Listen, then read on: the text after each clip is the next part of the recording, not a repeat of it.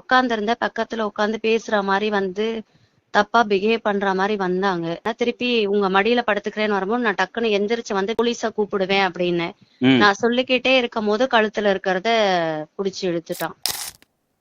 ஒரு சின்ன செயினுக்காக இன்னொருத்தவங்களோட உயிர் போனா போகட்டும் அப்படின்னு இந்த மாதிரி செயின் ஸ்நாச்சிங்லாம் பண்றாங்களே, இவங்கெல்லாம் மிருகங்களுக்கு சமங்க. நீங்க ட்ரெயின்ல இல்ல பப்ளிக் பிளேஸ்ல எங்கன்னா போகும்பொழுது திருடுறதுக்கான முயற்சிகள் பண்ணாலோ இல்ல திருடிட்டு போயிட்டாலோ லீகலா என்ன பண்ணணும்னு தெரிஞ்சுக்கோங்க.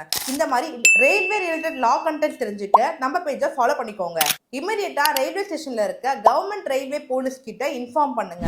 அவங்க ப்ராப்பரா இன்வெஸ்டிகேட் பண்ணி அந்த பர்டிகுலர் பர்சன் மேல எஃப்ஐஆர் போடுறது கூட ஏகப்பட்ட வாய்ப்புகள் இருக்குங்க. அதே மாதிரி சிசிடிவி ஃபுட்டேஜுமே அவங்க செக் பண்ணிப்பாங்க. இந்த மாதிரி செயின் ஸ்நாச்சிங் பண்றவங்களுக்குலாம் பிஎன்எஸ் ஆக்ட் செக்ஷன் 304 படி பாத்தீங்கன்னா இவங்களுக்குலாம் 3 years வரைக்கும் இம்ப்ரிசன்மென்ட் கிடைக்க ஏகப்பட்ட வாய்ப்புகள் இருக்குங்க. அதே மாதிரி இந்த வீடியோல இந்த பொண்ணை பாத்தீங்கன்னா அவர் செக்ஷுவல் ஹராஸ்மெண்ட்டும் பண்ணிருக்காரு. தவறான வேலை உன் பக்கத்துல உட்காந்துட்டுமா இல்ல உன் மடியில படுக்கட்டுமா அப்படின்லாம் சொல்லி கேட்டிருக்காங்க.